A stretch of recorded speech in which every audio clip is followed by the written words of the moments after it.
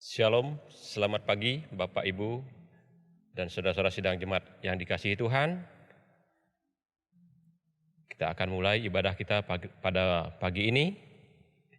Ibadah pada pagi ini akan dipimpin oleh Bapak Pendeta Iwayan Mariase SSI Teol.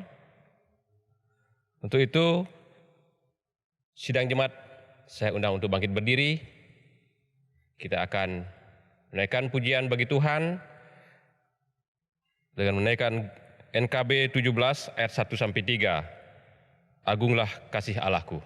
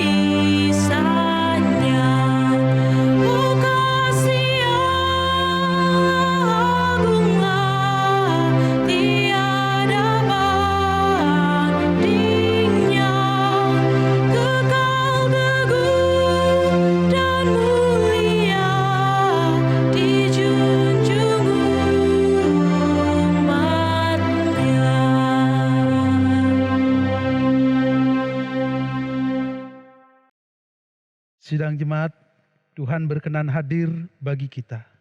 Sekarang kita berada di hadapannya. Dalam ibadah pembukaan Pekan HUT GKPB ke-89 ini, marilah kita merendahkan hati kita di hadapannya dan mengaku dengan bersama-sama mengucapkan, pertolonganku datang dari Tuhan yang menjadikan langit dan bumi. Ia tetap setia untuk selama-lamanya. Salam damai sejahtera dari Allah Tritunggal, Bapa, Putra, dan Roh Kudus, kepada sidang jemaat sekalian.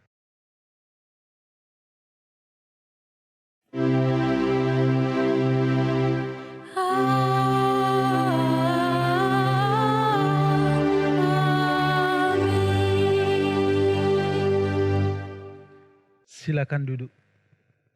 Saudara-saudara, dengarkanlah firman Tuhan dari Matius pasal 5 ayat 9.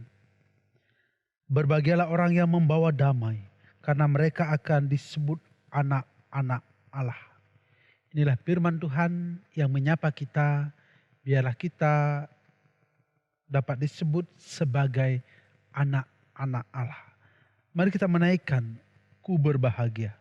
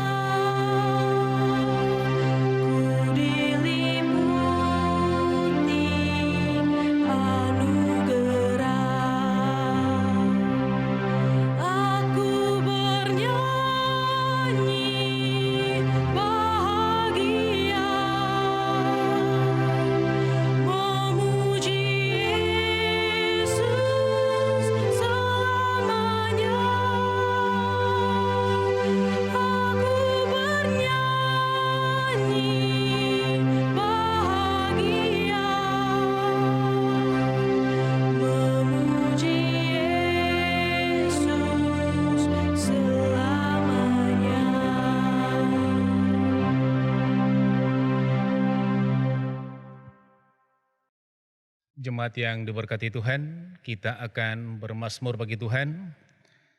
Kita akan membaca Mazmur 90 ayat 1 sampai 14. Kita akan baca secara litani. Doa Musa abdi Allah. Tuhan, Engkaulah tempat perteduhan kami. Sebelum gunung-gunung dilahirkan,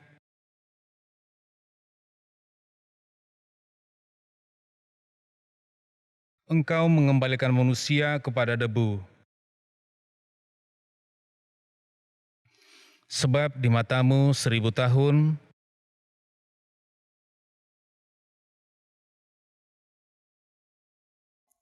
Engkau menghanyutkan manusia, mereka seperti mimpi. Di waktu pagi berkembang dan bertumbuh, sungguh kami habis lenyap karena murka-Mu. Engkau menaruh kesalahan kami di hadapan-Mu. Sungguh segala hari kami berlalu karena gemas-Mu. Masa hidup kami 70 tahun, dan kebanggaannya adalah kesukaran dan penderitaan.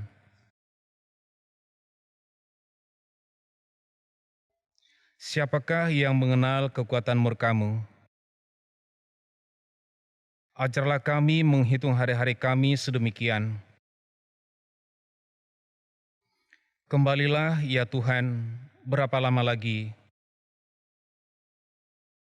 Kenyangkanlah kami di waktu pagi dengan kasih setia-Mu.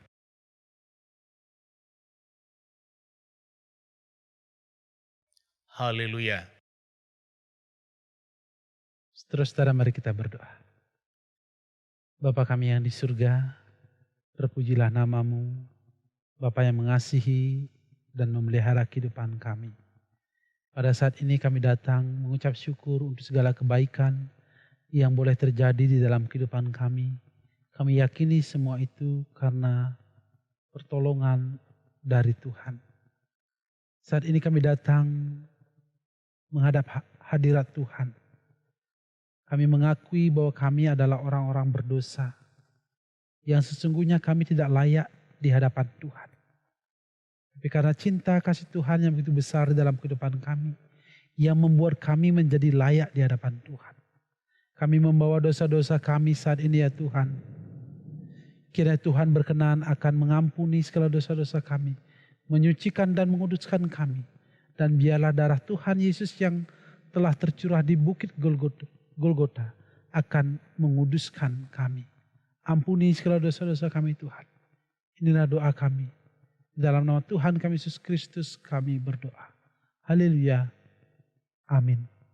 Saudara-saudara, mari kita menaikkan pujian. Tuhan, kami berlumuran dosa.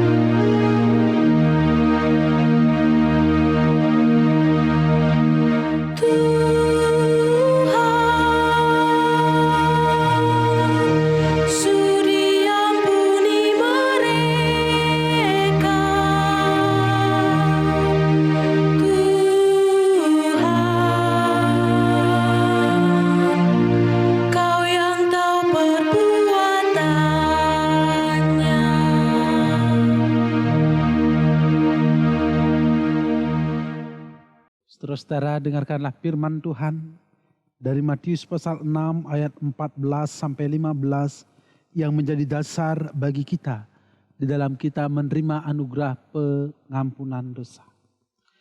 Karena jikalau kamu mengampuni kesalahan orang, Bapamu yang di sorga akan mengampuni kamu juga. Tetapi jikalau kamu tidak mengampuni orang, Bapamu juga tidak akan mengampuni kesalahanmu. Inilah kesaksian firman Tuhan yang menjadi dasar bagi kita di dalam kita menerima anugerah pengampunan dosa. Berdasarkan kepada kesaksian firman Tuhan ini, saya selaku hamba Tuhan kita Yesus Kristus menyatakan bahwa saat ini juga ketika saudara dan saya mau mengaku, memohon pengampunan, penyucian, dan pengudusan. Sesungguhnya saat ini juga dosa saudara dan dosa saya sudah diampuni. Dan berita sukacita ini saya sampaikan di dalam nama Allah Tritunggal, Bapa, Putra, dan Roh Kudus. Amin. Saya undang saudara-saudara untuk berdiri, kita akan menaikkan pujian Satu Hal Yang Kurindu.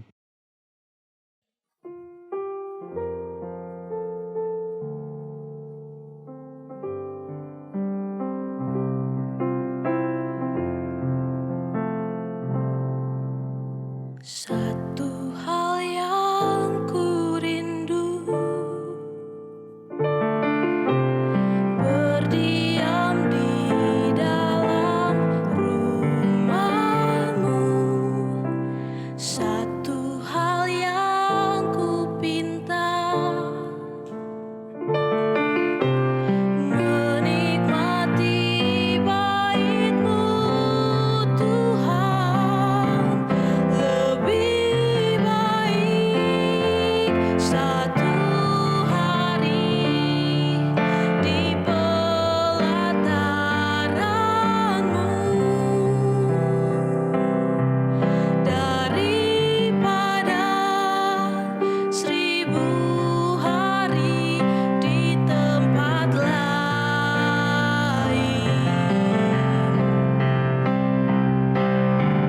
Memuji-Mu, menyembah-Mu, Kau-Allah yang hidup,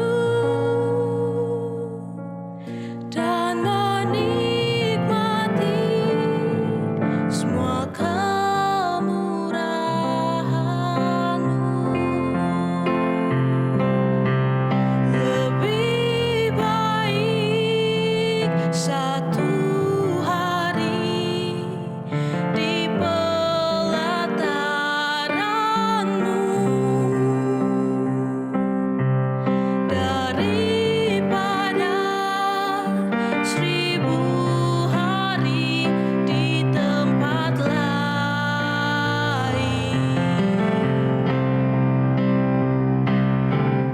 Memuji-Mu, menyembah-Mu, Kau-Allah yang hidup,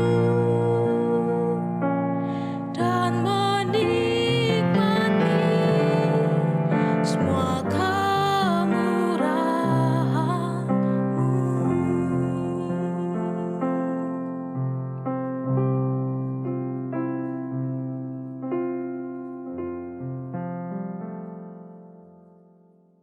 Silakan duduk.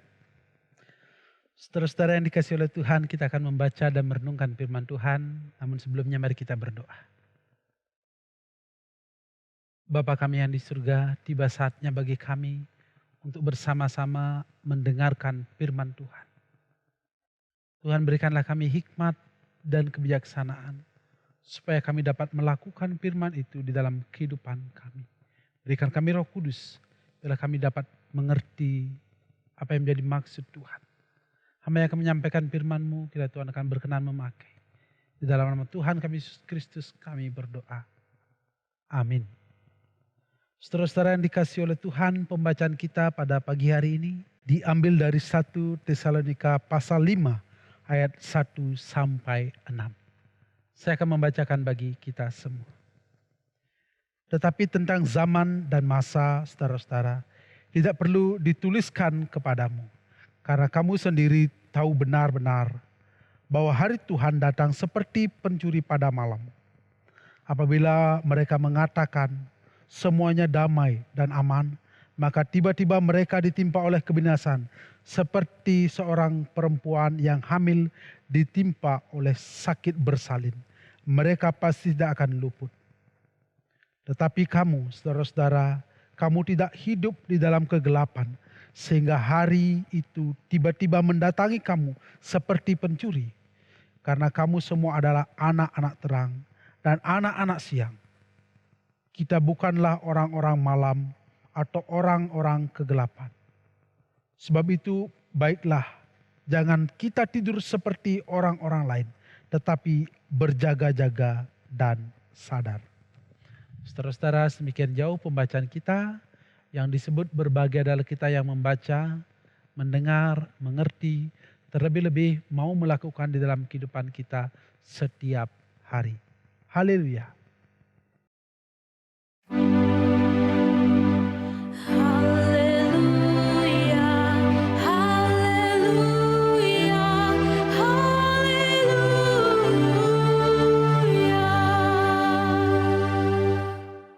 Shalom saudara-saudara yang dikasihi oleh Tuhan, selamat pagi. Kiranya kita senantiasa ada dalam pemeliharaan Tuhan, kita tetap bersuka cita dan kita ada dalam keadaan yang sehat. Saudara-saudara yang dikasihi oleh Tuhan, apa yang akan saudara-saudara lakukan jika saudara-saudara melihat atau dijanjikan sesuatu yang belum pasti? Pasti akan jenuh, pasti akan menjadi tidak tenang kalau sesuatu itu belum pasti. Nah, saudara-saudara, kita melihat jemaat di Tesalonika. Tesalonika adalah kota yang ada di Yunani, yang sangat makmur, yang sangat daerahnya sangat subur, dan di sana tempat perdagangan. Jadi bisa dianggap sebagai tempat yang baik untuk berbisnis. Mungkin semacam di Bali. Yang di Bali kita bisa katakan sudah metropolitan. Di mana sudah ada banyak orang berbisnis. Saudara-saudara, kalau kita memperhatikan kitab Tesalonika ini, tema besar yang diangkat adalah tentang kedatangan Tuhan Yesus kedua kalinya.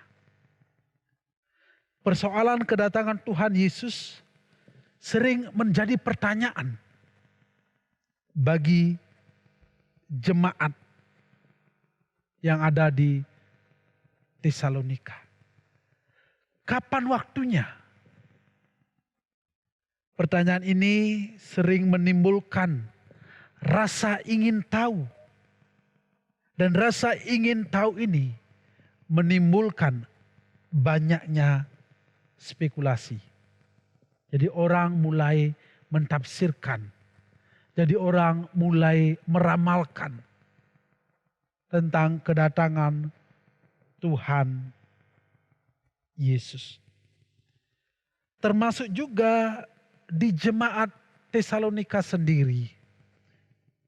Mereka juga mempertanyakan kapan sesungguhnya kedatangan Tuhan itu akan terjadi.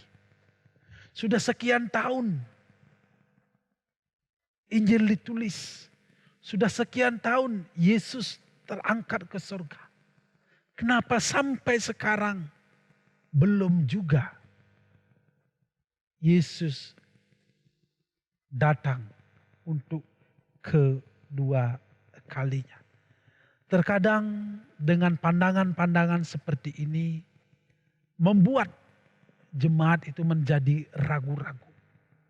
Mereka bertanya-tanya. Mereka ingin sebuah kepastian, tapi tidak ada kepastian. Mereka tidak bisa menunggu. Nah, saudara-saudara, melalui tulisan Paulus ini dalam 1 Tesalonika ini memberikan jawaban kepada jemaat di Tesalonika. Paulus menegaskan mengenai kapan sesungguhnya kedatangan Tuhan Yesus. Walaupun secara waktu itu belum pasti, tapi surat Paulus ini ingin menegaskan, memberikan penguatan, memberikan jawaban bagi jemaat di Tesalonika. Dampak yang ditimbulkan dari berita tentang kedatangan Tuhan Yesus untuk kedua kalinya menimbulkan berbagai pandangan di dalam masyarakat, secara khusus di Tesalonika. Ada orang yang berpandangan, orang yang percaya, orang yang yakin bahwa Tuhan Yesus itu akan segera datang. Dan orang-orang yang berpandangan seperti ini cenderung mereka adalah orang yang tidak mau bekerja. Mereka berpikir seperti ini. Toh juga Tuhan Yesus sebentar lagi akan datang. Ngapain saya harus bekerja? Saya mengumpulkan banyak harta, saya melakukan banyak hal, tiba-tiba Tuhan Yesus datang. Itu semua tidak akan ada artinya. Dan ini terjadi di dalam kehidupan jemaat di Tesalonika. Mereka yang begitu yakinnya bahwa kedatangan Tuhan Yesus kedua kalinya akan segera. Mereka menjadi orang yang malas-malasan. Atau juga Tuhan akan datang. Ngapain saya harus bekerja keras? Yang kedua, timbul pemikiran dari orang-orang yang tidak percaya akan terjadinya kedatangan Tuhan untuk kedua kalinya. Orang-orang yang sedemikian beranggapan bahwa ini tidak akan pernah terjadi. Oleh sebab itu mereka akan berbuat seenaknya. Mumpung masih hidup, nikmati saja apa yang menjadi keinginan-keinginan kita. Kapan lagi hidup di dunia ini hanya sekali. Nikmati saja seenaknya. Lakukan yang menjadi kehendak-kehendak kita. Ini timbul di dalam kehidupan jemaat. Di dalam masyarakat.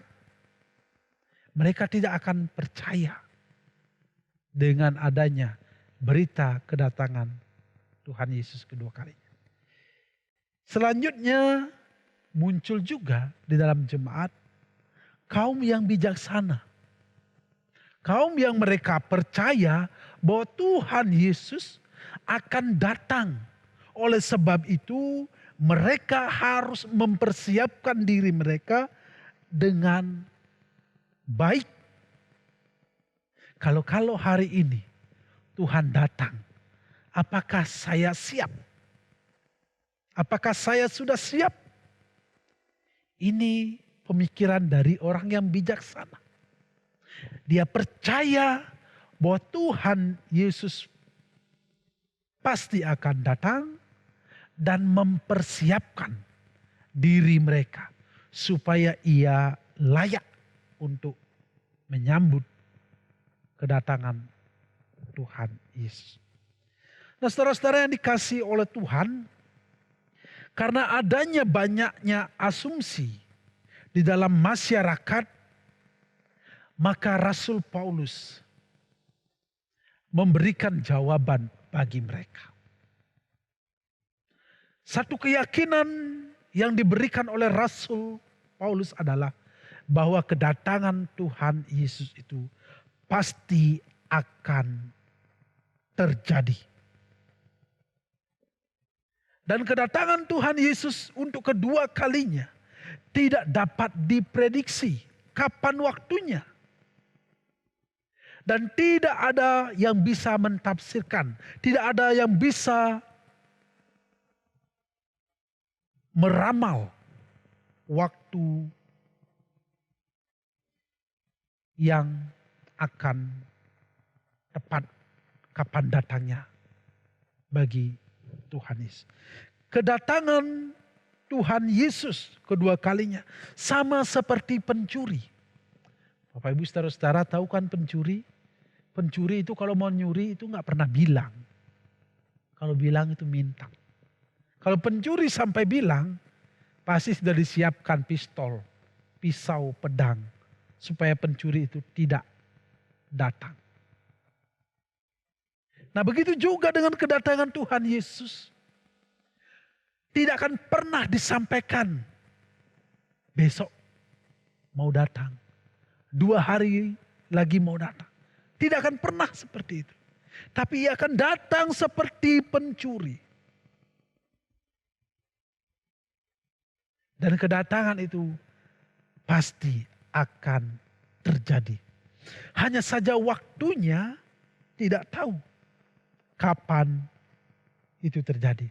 Oleh karena itu saudara-saudara yang dikasihi oleh Tuhan, Paulus melalui suratnya ini mengajak jemaat di Tesalonika untuk mempersiapkan diri mereka.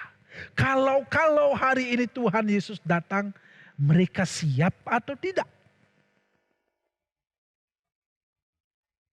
Kalau hari ini Tuhan Yesus datang, apakah mereka layak untuk bersama-sama naik ke surga? Saudara-saudara, orang yang percaya kepada Tuhan Yesus harus siap siaga. Setiap saat, kapanpun Tuhan Yesus datang, ia harus sudah siap. Saudara-saudara yang dikasihi oleh Tuhan, apa yang harus kita lakukan di dalam situasi kita menantikan kedatangan Tuhan ini? Apa yang harus kita perbuat bagi kita sekarang, orang-orang yang percaya? 2000 tahun yang lalu, Yesus berkata, aku pergi untuk mempersiapkan tempat bagi kamu, supaya di mana aku berada, di situ pun kamu berada. Janji Tuhan Yesus kepada murid-muridnya dan kepada kita semua. Itu sudah 2000 tahun yang lalu. Dan janji itu kita terima saat ini. Dan pasti Tuhan akan datang. Dalam masa menanti ini, apa yang harus kita perbuat? Saya memberikan 3 S. S3. Yang pertama, stop bertanya-tanya. Kita tidak perlu mempertanyakan kapan Tuhan datang. Ketika kita bertanya-tanya, itu artinya kita tidak pernah yakin bahwa Tuhan pasti akan datang. Jadi stop kita bertanya-tanya. S yang kedua, siaga berjaga. Jadi setiap orang yang menantikan kedatangan Tuhan itu harus siaga, berjaga. Supaya ketika saat ini datang Tuhan, ia sudah mendapat tempat layak untuk ikut bersama dengan Tuhan Yesus. S yang ketiga, setia berkarya. Jadi ini yang dilakukan oleh orang percaya seharusnya. Dalam setiap situasi penantian apapun, harus setia berkarya. Melakukan kebaikan. Melakukan apa yang harus menjadi tanggung jawabnya sebagai orang percaya. Matius pasal 5 ayat 9. Berbahagialah orang yang membawa damai, karena ia akan disebut sebagai anak-anak Allah. Anak-anak Allah adalah anak-anak yang siap, yang selalu setia berkarya. Mengerjakan kebaikan. Tanda kesiapan seseorang menyambut kedatangan Tuhan Yesus adalah ia siap melakukan kebaikan. Ia setia bekerja untuk kemuliaan Tuhan.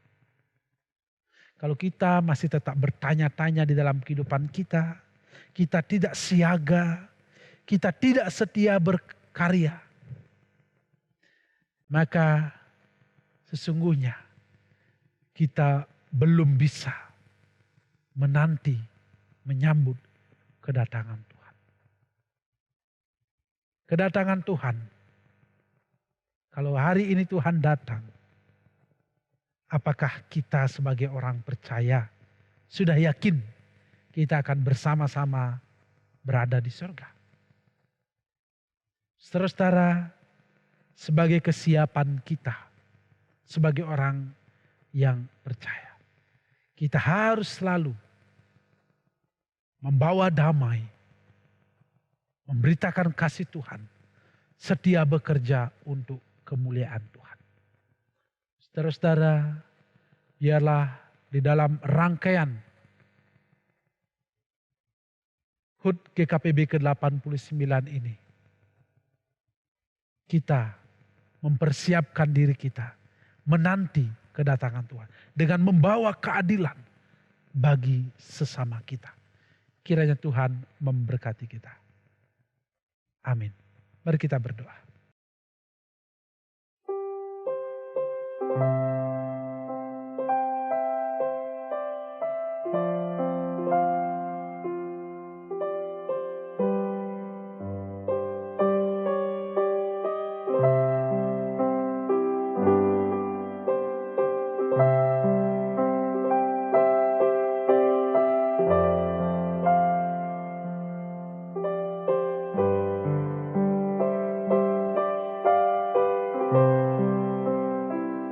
Ya Tuhan, di dalam kami menantikan kedatangan Tuhan, biarlah kami mempersiapkan diri kami.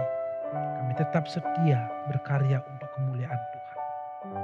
Kami mau suatu saat ketika Tuhan datang, kami akan diangkat dan kami berada dimanapun Tuhan berada. Inilah doa kami.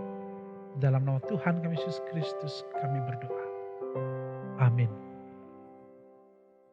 Sidang jemaat yang dikasihi Tuhan, mari kita berdiri dan bersama sekalian orang Kristen di sepanjang segala abad dan yang ada di segala tempat, kita mengikrarkan pengakuan iman rasuli yang suci menurut pengakuan iman rasuli. Aku percaya kepada Allah Bapa yang Maha Kuasa, Khalik langit dan bumi, dan kepada Yesus Kristus, anaknya yang tunggal Tuhan kita, yang dikandung daripada Roh Kudus, lahir dari anak darah Maria, yang menderita di bawah pemerintahan Pontius Pilatus, disalibkan, mati dan dikuburkan, turun ke dalam kerajaan maut. Pada hari yang ketiga, bangkit pula dari antara orang mati. Naik ke surga, duduk di sebelah kanan Allah, Bapa yang Maha Kuasa. Dan akan datang dari sana untuk menghakimi orang yang hidup dan yang mati.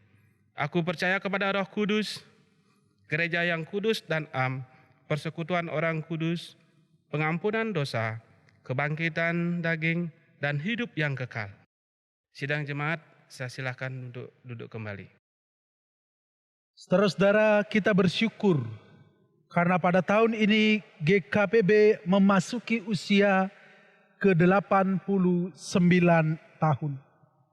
Itu semua adalah karena cinta Tuhan yang nyata dalam kehidupan gerejanya.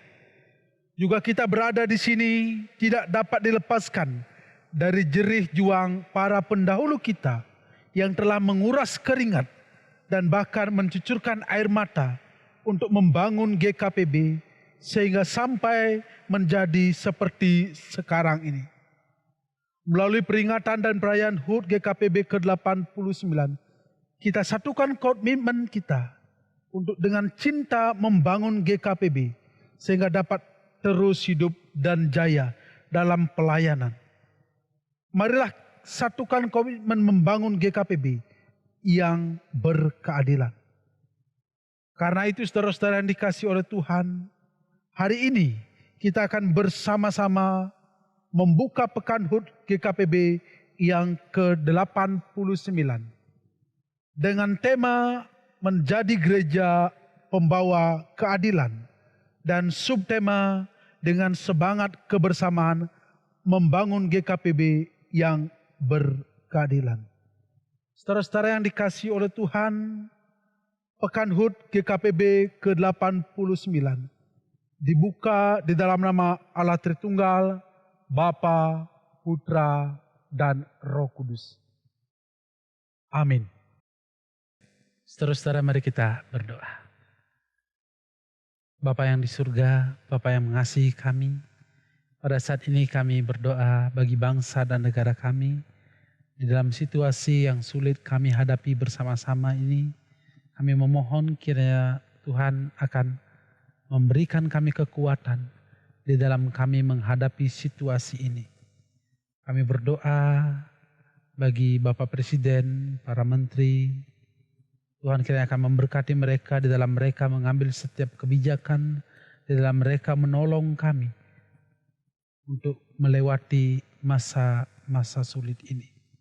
Kami berdoa untuk situasi pandemi yang masih kami hadapi bersama-sama. Tuhan kiranya akan memberkati tenaga medis yang mengabdikan diri untuk menjadi garda terdepan melawan pandemi ini. Kami berdoa untuk orang-orang yang mengabdikan diri mereka untuk menemukan obat dan vaksin bagi virus corona ini. Tuhan kiranya akan memberkati mereka, biarlah setiap usaha mereka untuk menemukan vaksin akan boleh berjalan dengan baik.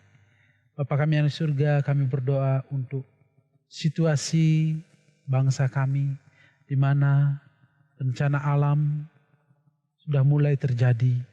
Tuhan kiranya akan menolong dan menjaga saudara-saudara kami yang daerahnya terkena bencana alam. Tuhan kiranya akan memberkati mereka, memberikan mereka kekuatan, memberikan mereka berkat di dalam mereka menjalankan setiap kehidupan mereka. Bapa kami yang di surga, pada saat ini kami berdoa bagi Gereja Kristen Protestan di Bali. Kami berterima kasih karena kami sudah berada selama 89 tahun. Itu semua terjadi kami yakini karena pertolongan dari Bapa, sehingga kami boleh ada sampai saat ini. Berkati kami, biarlah kami boleh menjadi berkat bagi sesama kami. Dan berkati para pemimpin-pemimpin kami yang telah Tuhan pilih untuk memimpin di gereja Bali.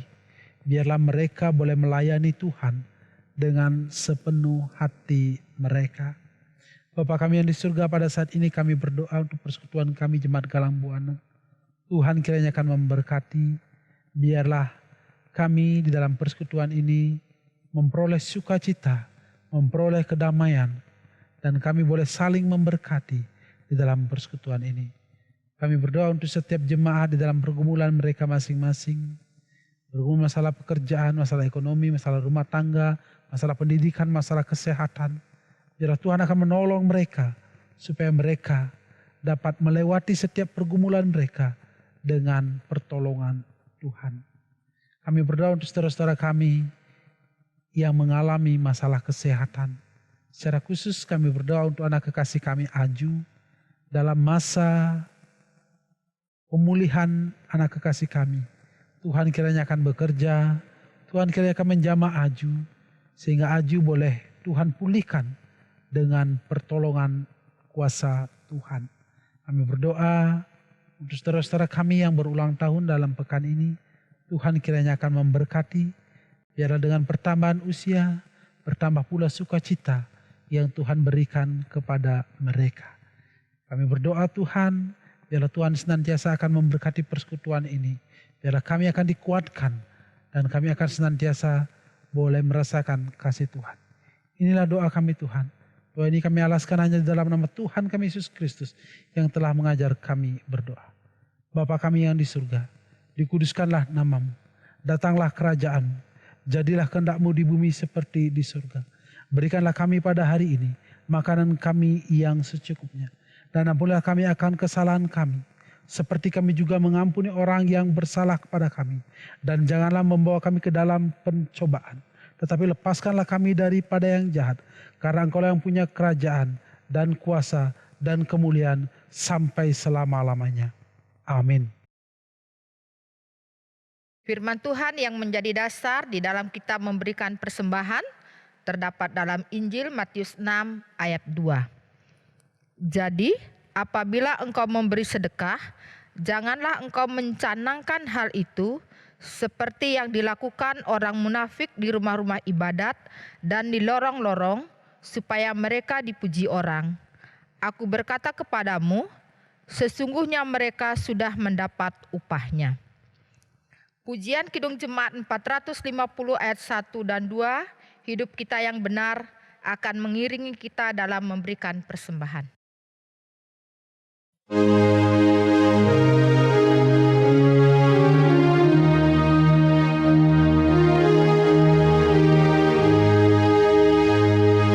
Hidup kita yang benar haruslah mengucap syukur, dalam Kristus bergemar, janganlah takabur. Dalam susah pun senang, dalam segala hal aku bermazmur dan ucap syukur, itu kehendaknya.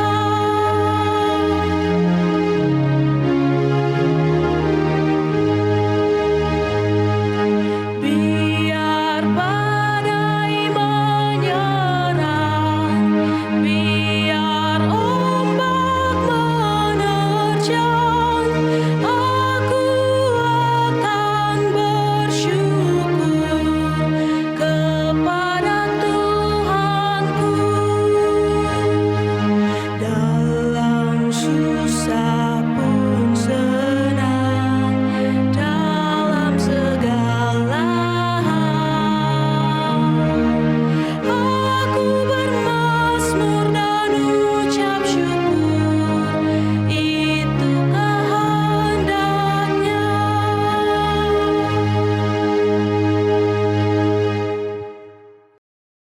Sidang jemaat kami undang untuk berdiri, mari kita berdoa.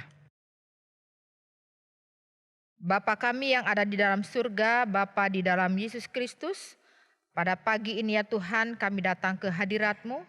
Kami mengucap syukur atas kasih dan penyertaan Tuhan sepanjang hari di dalam kehidupan kami.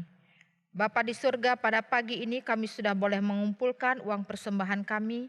Kiranya Tuhan akan memberkati uang persembahan ini, agar melalui uang persembahan ini kami dapat pakai untuk memuji dan memuliakan akan nama Tuhan.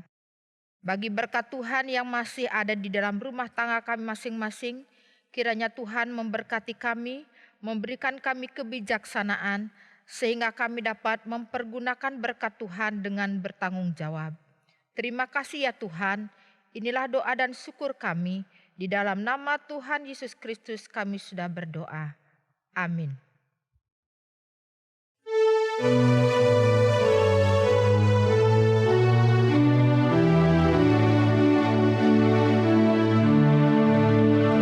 Kita harus membawa berita pada dunia dalam gelap, tentang kebenaran dan kasih dan damai yang menetap, dan damai yang menetap.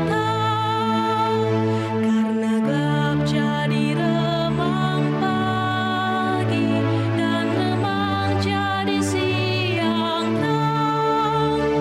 Kuasa Kristus kan nyatalah, ramani dan cemerlang.